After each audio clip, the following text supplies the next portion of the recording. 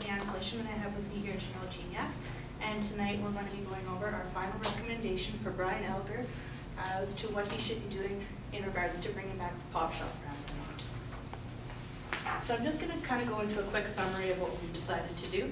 We've decided to reintroduce the brand. We've come up with 4 alternatives, the first being to not reintroduce the brand, the second, introducing the brand into retail outlets, our third option, introducing it into convenience stores, and finally, kind of creating like a pop shop cafe.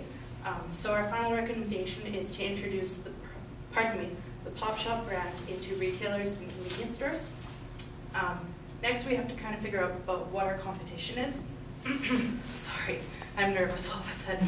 Whew, okay. So we're not going to be competing with the major brands like Pepsi and Coca-Cola that take up 90% of the market share. We're going with more of the premium beverage market because there are only 2 competitors. So there's more opportunity for growth within there and less competition. We also had to consider our target market. So we chose to go after the Generation X. These individuals grew up with the brand, they probably have tasted it, they have memories with it. And our secondary target market would be hipsters. So they're kind of our generation, they're looking for new brands, something that's not traditional, and they're going to actively seek it out, and we won't have to go after them as much. I'll discuss those both a little bit more later. We're also going with kind of the nostalgic appeal. So keeping those original flavors, we decided to go with the 6 kind of classic flavors, which I'll talk about in a bit. Same great taste. I'm going with the stubby glass bottles to kind of play off that old-fashioned tradition. And finally, we decided to use a multiple distribution network, including wholesalers, drugstores, retailers, as well as convenience stores. These are all national chains that we've picked, so there's opportunity to grow within them. And finally, we've decided to do kind of a guerrilla marketing campaign, which I'll discuss later. All right, so on the agenda tonight, we'll go through problem identification, analysis, our 4 alternatives, which I've touched on already, our final recommendation, our implementation strategy and risks, and Janelle will conclude. All right. So the primary problem that we've identified is, should Brian Elger bring the brand back to the Canadian market? Is it feasible? Are the people who grew up with the product, are they going to buy it again? Or are new consumers even going to be willing to try it? Our second problem is, how should it be bottled? What flavors should we pick? What distribution channels should we use? Should we be using a distribution agency at all? And finally, what's our positioning strategy? And now Janelle's going to go into our analysis. Okay, so the way we organized this was to go in type of SWOT analysis. So first of all, we want to talk about the strengths. So we know that many people are fond of this brand. They remember it from when they were younger. They're selling old collectibles, and it's not just collectibles of bottles, it's t-shirts and other memorabilia. So they have this attraction and this connection with the brand already. So we want to play off this nostalgic appeal. Also, it has a unique packaging. Okay, so it has glass stubby bottles, which make it unique and attractive. So if someone's scanning the shelves, they're going to see this bottle and it's going to instantly grab their attention. So these are some of the strengths that we want to play off of. Some of our biggest weaknesses: Elger is an entrepreneur. However, he doesn't have any experience in the beverage industry, which we know is a very competitive industry. Also, we don't have any opportunity to do consumer research, so it's difficult to predict how people are going to react to the reestablishment of this brand. Lastly, in order to bring back all those old memories from the 70s, we don't want to change too much about the brand, but we know that the brand already failed, so we need to figure out what it is we want to change if we want to bring it back. Some of the opportunities: we can reintroduce it as an old-fashioned brand. We know that there's really only one other notable competitor that does this, and that's Stewart's. So we'd be competing in the premium carbonated soft drink industry. We also know that there is a retro product trend going on right now, so we want to capitalize on this trend, and this seems to be the perfect time to bring back this type of product with this type of brand appeal. So some of our threats. First of all, we know that it's a competitive, very price-sensitive industry, and the competitors have incredible economies of scale, which allow them to price their product cheaper and also have frequent price discounts. There's also high startup costs associated with this, because we have to hire a broker, get on store shelves, and listing fees can be very expensive. And also just getting the whole facility set up. If we're looking at glass stubby bottles, that's an extra cost added on. There's also a current health trend where people are staying more towards water and options like that, and not so much towards sugar drinks such as soft drinks like this. There is extreme consumer brand loyalty, as well as substitute products such as coffee and energy drinks, which are really popular. And lastly, one of the biggest threats that we might be facing is that the nostalgic appeal may wear off. So we need to be able to recognize this and change this if this were to happen. So now we'll take you through some of the alternatives that we've identified. Alternative number 1 is status quo. Don't reintroduce the brand. By not risking capital and resources, there's no chance that Alger is going to risk money and time on a venture that may or may not work. However, the Pop Shop, as we know, has a lot of strengths and potential may never be realized if we don't go for it. Alternative number 2 is to distribute through traditional retail channels. The biggest reason it was a failure in the early 80s is that it wasn't convenient. It was in its standalone stores. People didn't want to make the special trip. Going through retailers is a convenient option for people. We're also going to be hitting our target market here. The moms of the Generation X, they're going to be purchasing these products while they're already at the grocery store or other retailers. Also, we have packaging flexibility, which means that we can package them in singles, 6-packs, 12-packs, etc. Some of the risks associated with here is the listing fees and the lack of shelf space, and finding a retailer that would be willing to take on a product that may or may not be successful, since they already have several other businesses trying to get their products onto these shelves. We also have to deal with price-sensitive customers and consumer brand loyalty, as we mentioned earlier. So alternative number 3 is to distribute through convenience stores. We know from the case that convenience stores make up approximately 20% of carbonated soft drink sales, so this is quite a large amount. We also think that through the convenience stores we can reach a broader, younger demographic, and once again, convenience is key. We need this product to be convenient for our customers.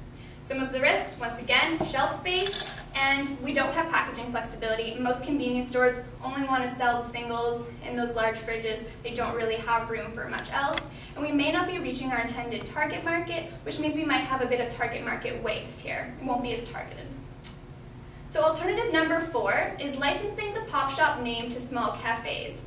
So what this means is that those cafes that you see already in the grocery stores or in department stores like Co-op, they have a little cafe, but there's really no brand identity to it. So what we would be doing, what we'd be proposing to them, is to license the Pop Shop name as well as sell our product. What this would require doing is making it a whole consumer experience, so turning it into like a retro 70s style kind of cafe. Here we don't have to worry about shelf space and listing fees, as we had to in the other ones. We also have the option to expand our product selection depending on the success, including expanding to floats and slush. Some of the risks is finding a retailer, a cafe that doesn't have the exclusivity agreement with Coke or Pepsi, as we know that is a huge challenge, as well as we might have higher startup costs with changing the cafe to really build that consumer experience with the 70s style. All right, and we'll move on to recommendation. All right. So when we were taking into consideration what Brian Alger should be doing, convenience was the big factor. That's why the Pop Shop didn't make it. So that's top priority for us. So we decided to do a combination of alternative 2 and 3, which is introducing the product into retailers as well as convenience stores.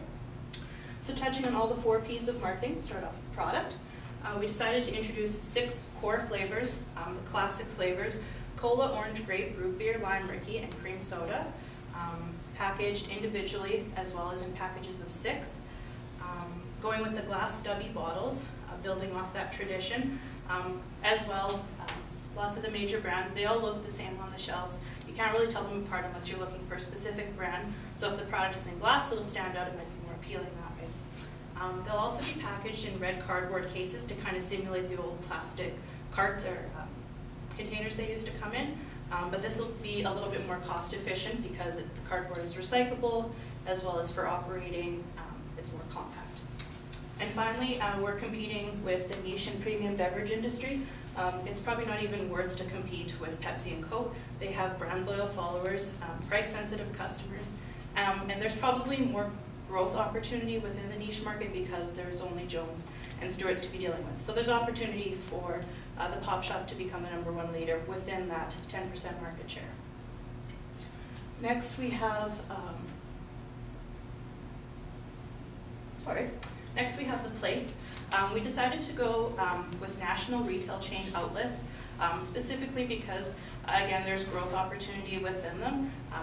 Kind of do a trial run within one store and then branch out eventually if the product does well with the customer base. So we decided to go with a variety of different types of retailers. Wholesalers such as Costco, for example. Costco has a large membership base. People pay to shop there. They know there's a good product selection, good price, and people love their samples. So that's probably a good reason that they could go into Costco, and I'll touch a little bit on that later in our promotional strategy. Also introducing the product to drugstores such as Shoppers Drug Mart. Shoppers is a more premium outlet, so the people who shop there they know that the products are at a premium price and they're willing to pay for it. They have the beauty boutique, organic products. Now some of them have food within them, and their product selection is probably better quality. So since the Pop Shop brand is at a premium price, it'll fit well within their product selection. Next, introducing it to a retailer such as Zellers. We think it'd be probably cheaper to get it into a retail store like Zellers versus a grocery store, maybe lower listing fees. As well, there's less selection probably in Zellers versus a grocery store, so there'd be less competition for us. And finally, we have our convenience stores such as 7-Eleven and Max. This will kind of be going to help us reach our hipster crowd and our younger audience because it's a convenient product, and plus people know that convenience store prices are a little bit higher, so they might be willing to make that purchase. As well, it's a competitive advantage for all of these retailers because the product will be distributed specifically through these outlets, and it might encourage other retailers to jump on the bandwagon and host the product. And finally, we have our promotional strategy. So as I mentioned before, our primary target market is Generation X. Those are the individuals who have actually tried the product and had it in the past. They've had good memories with it, good experiences. Now those individuals have disposable income, they might have families, and they want those memories for their own children. So we want them to try to purchase it and pass those memories on to their children. And our secondary market are the hipster crowd, which are kind of our generation. They like trying new things, they're actively seeking out things that are different, maybe retro, and they're kind of trendsetters. So one of our first kind of promotional strategies is sample stations at Costco. Like I already mentioned, there's a large consumer base there, and people love to test products. It's a good place to do it. So people would be able to be engaged with the brand there. They could talk about their experiences with the Pop Shop, taste the flavors, see what they like, and also receive some coupons to go and purchase the product. Next, we would have the Tell Us Your Story peel-off labels. So those would be on the bottles. And the consumer could write into the Facebook page, which would be developed later on. Tell us our story that you had with the Pop Shop, your experience, that sort of thing. And the winners would win a trip to Florida Disneyland with their families to kind of carry on making those memories and experiences with the brand. And finally, we have our Pop Shop wagon. Janelle will discuss the implementation strategy a bit later. But essentially, this would be going on during the summer months. So VW style 1970s van, head up to the lakes when people are out there camping with their families. They're engaged and pass out some samples, let them try it out, talk to them, see if they remember the brand, if they like it, that sort of thing, and also offer coupons at the same time. And finally, we have our pricing strategy. We decided to go with a differentiation strategy versus cost because it's probably impossible to compete with Pepsi and Coke at this stage, so that's why we decided to go with a differentiation strategy. And now Janelle will go through our implementation strategy. Okay, so as Leanne kind of mentioned before, we want to introduce Pop Shop brand at the peak of summer because this is when people want something cool, something refreshing, and we want Pop Shop brand to be their answer to that. So basically our implementation follows that. Okay, so in May 2004, we want to obtain our capital in order to start this whole thing. Risks associated with this step, in March. Risks associated here is that we're not going to get the loan or we're not going to get the money from venture capitalists because we don't have consumer research to back up all of this. So we need to have some really compelling arguments in order to get this money. In April 2004, we want to hire a broker and form an agreement with a bottling company to start production. So here we have the risk of not finding a broker that will agree to work with us and try to get the products onto store shelves. We also need to realize that this will be an added cost once we do find a broker or distribution agency. Also, we have the cost of setup. We're going to have the glass stubby bottles. This is going to require some fixing inside the facility and all of that. So we're going to have to make sure we calculate that into our margins. Also, May 2004, production will begin.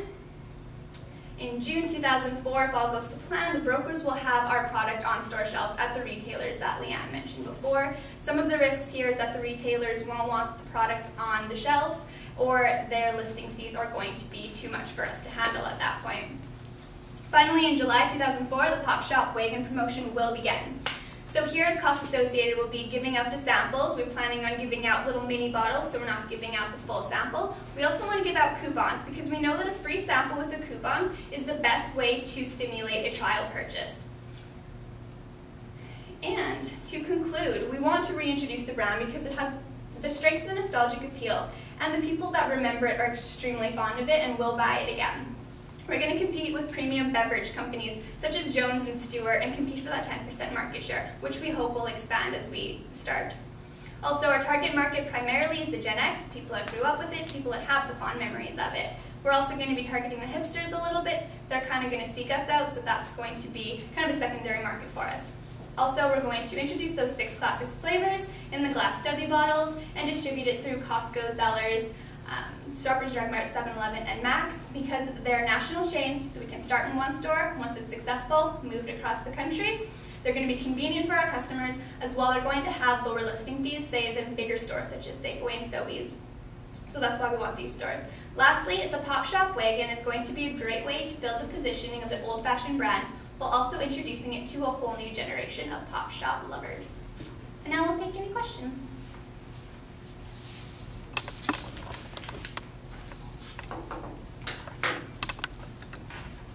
Do you think there's any risks of offering a discount or couponing strategy while competing in the premium marketplace? Yes, that will definitely cut into our margins, but we think that the best way to stimulate a trial purchase, so getting the people to the store to buy the 6-pack and finding it on the shelves, is going to be to give them that first taste.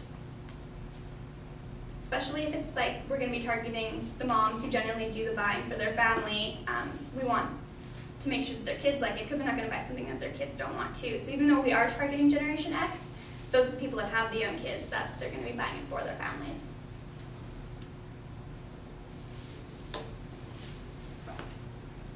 It's quite ambitious to go into those national retail chains, and I was wondering about the value proposition to those chains. And do you anticipate more like a few locations initially prior to going national? Okay.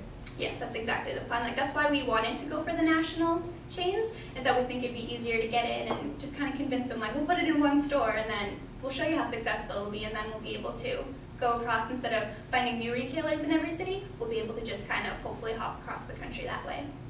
And how do you plan to initially sell it to, let's say, Costco? Sure. I guess first just meeting with however you would start the process of bringing a product into Costco. Not exactly sure how you would do that.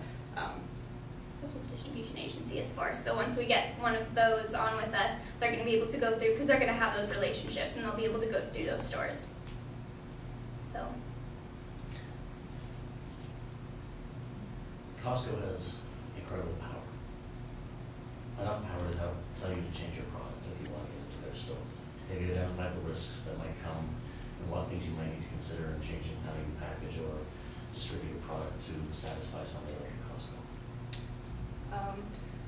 I know Costco, they take a lot of time in selecting their products. They're very selective about what they choose because they only have, I believe it's something about like 4,000 items within their store, so they're picking what people want or what they assume that people are going to want. So I think something different like this, like a lot of their products are kind of unique or exclusive to their store, so I think something like this would be interesting for them to hold, and for the consumer shopping there, I think they would enjoy a product like this.